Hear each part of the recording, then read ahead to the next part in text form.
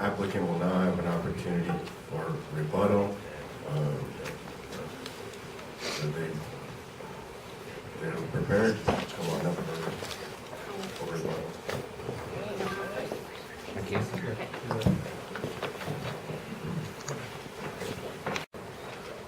I know some time was reserved during your main portion of it. You give us 15 minutes. I'll try to be brief. Just a reminder, you were both still under oath. Thank you. Absolutely. Someone mentioned a 3 to 5 mile range because they were talking to some gun store people. That's absolutely correct. 3 to 5 mile maximum range is correct. And if you noticed the graphic that we put on the screen, that red circle is 4 miles around, which represented the distance from the rogue shooting area. And within there are the two areas that it is possible for SASS, for someone shooting on the SASS range, should all safety containment measures fail. It is possible, highly unlikely, and it is a much, much smaller area. Mounted shooting, I think it has already been mentioned. We shoot blanks when we shoot from horseback. Shooting live ammo is very hard on the spectators.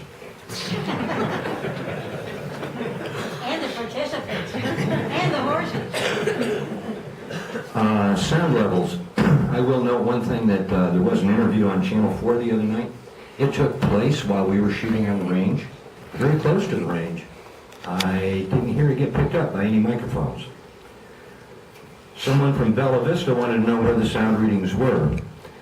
They were noted on that diagram on the screen. However, in Bella Vista, one sound reading was taken at the end of Windmill. The other sound reading was at the end of Evergreen. And if you saw a Silver Titan sitting there for about, 45 minutes to an hour one afternoon, and then 45 minutes to an hour the next afternoon, that was me. Max range of a 22 was mentioned as 1.5 miles. That's really pushing it. Hypervelocity generally doesn't go more than about 1.2, but it is possible to shoot a 22 1.5 miles. It's verified that you are right.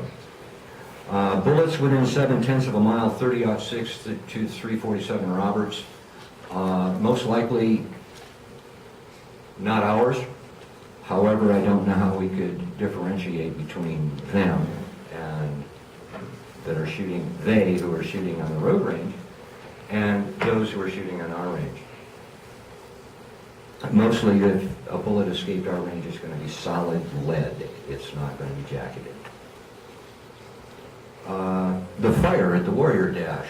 Fire is a huge concern for us. We've got a 480-acre ranch and a huge investment. The last thing we want to do is burn it down. Okay? Our fire rules are very strict. People noticed that we had a fire at Warrior Dash. That fire was set, that fire was built and set and controlled by the fire department. We had a water truck sitting right there. 2 firemen standing right there. Should it have gotten out of control, there was a 40,000-gallon water tank that was used for the mud pit with the correct fittings sitting right there. We took the possibility of that fire getting out of control very seriously. Another issue that was brought up was our operating hours. We open at 10. In the wintertime at the shotgun range, we close at 3. If there's somebody still on the range, we'll continue to shoot. We don't shoot at 7 o'clock in the morning. And this past Sunday afternoon, my wife and I, who were still at the shotgun range, heard shooting southeast of the range. Sounded like it was coming from my home. It wasn't on the range. The roads in Mountain Valley. We're concerned about neighbors having to pay for the roads and SASS paying for the roads. The roads in Mountain Valley are private roads. The county doesn't own them.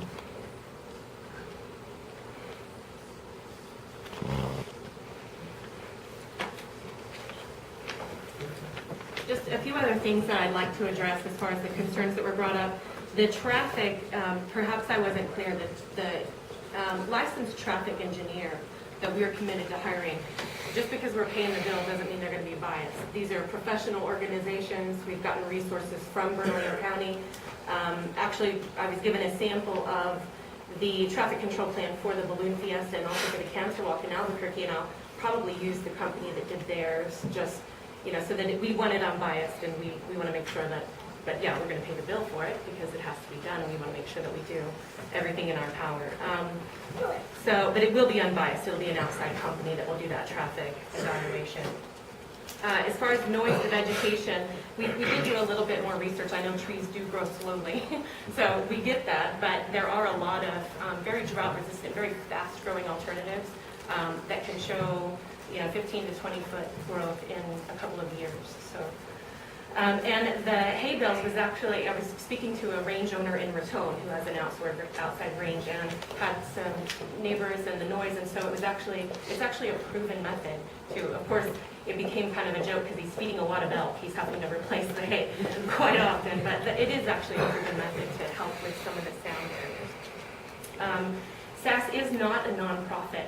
I'm not sure why you were told what you were, but I'll certainly have a SASS meeting after to make sure everybody understands that. I guess your membership could be tax deductible if you worked in the shooting industry. But we are not a nonprofit. We're in a business, we're an LLC, and we're in a business to make money. So is Founders Ranch, which is actually a separate company from the Single Action Shooting Society. It's a separate LLC. I'd like to address the alcohol. We never, even the concept of mixing firearms and alcohol is just so absurd in our minds. We've worked so closely with reputable organizations, international organizations for over 30 years. We're not just boasting when we say we've literally set the standard for safety in shooting ranges across the world. That's never even an issue. Alcohol is never present when firearms are present on our property, and that's strictly enforced. To say we do live in the area. I live in Bella Vista. So I live right there on Juniper Hills Road in Bella Vista. And I totally get not wanting to walk your dogs or your kids. I'm switching hats here for a minute. I'm a resident of Torrance County. And I have children, I have dogs, and you're right, I won't walk towards Founders Ranch. But it's not because I have the confidence of knowing that any shooting that's occurring within those fence lines is safe, it's supervised, and it's a controlled environment. I hear gunfire that makes me want to dive in my bathtub sometimes from God knows where. I know it's not coming from Founders Ranch. So I understand your concerns there, but it's from the rogue shooting area. It really is, and it's been well documented. Communication. I can't speak for what happened in 2007 or 2008, but I can give you my commitment to what myself and what I'm willing to do moving forward, and I think communication is really the key. And I would love to have meetings with all of our neighbors concerned, set up a call tree, some point of contact so that we can all get together and let you know what we're doing or what we're thinking. It's not just fluff when we say we want to be a good neighbor. Again, I can't speak for what happened in the past, but I can speak for what will happen in the future. And I think communication and keeping those lines of communication open will be key to everyone in this compromise. As far as the shooting range, I'm going to leave you kind of with an analogy or a question, I guess, that's in my mind, that Torrance County is an open fire county. I can walk into my backyard and fire a gun legally. It's an open fire. You can shoot anywhere in Torrance County, but we can't offer a safe environment for shooting, for the public to come and shoot, a safe, supervised environment. And I'm always reminded of this, and again, I have children. They come to Founders Ranch and shoot with me. They've taken the safety courses, so they're well versed in it. And I'm reminded of the swimming pool. You can build a swimming pool, you can build a fence around it, you can put a lock on it. We can say, you can't go in there. You don't know how to swim, you can't go in there. As a parent and as a member of this community, I'd much rather be able to just teach them how to swim. I'd rather them swim in a place where it's safe, there's a lifeguard on duty, and get them some swimming lessons. And that's essentially, if you move that over into the shooting world, what we're trying to do. We're offering a safe alternative for people to come and enjoy the use of their firearms, where there are safety instruction and classes available, and that lifeguard on duty, a trained range safety officer on duty at all times. That's all I have. Thank you. No other speakers from SASS in rebuttal? So at this point, if there are no other questions, then we will return it to the commission.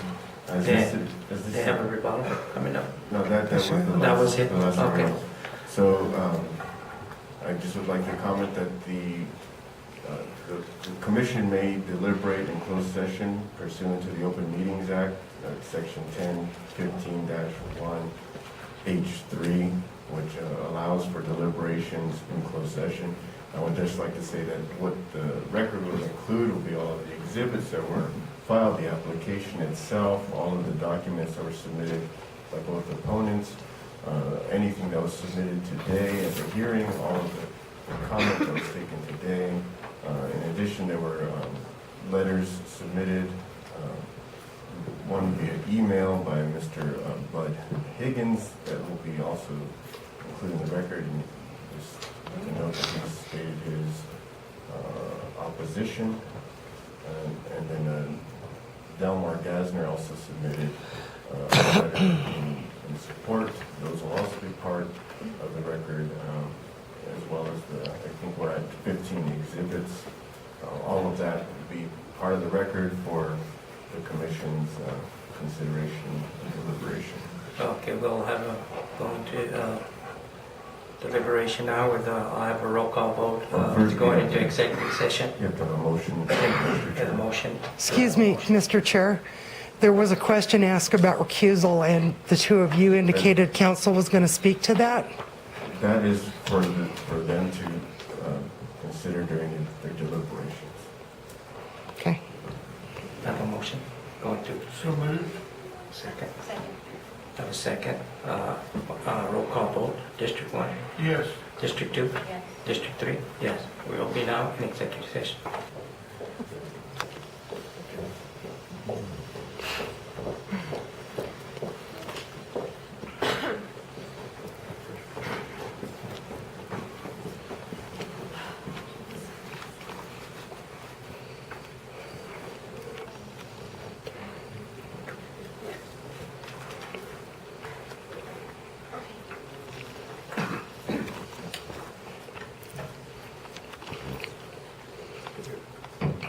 Michelle, you ready? Yes.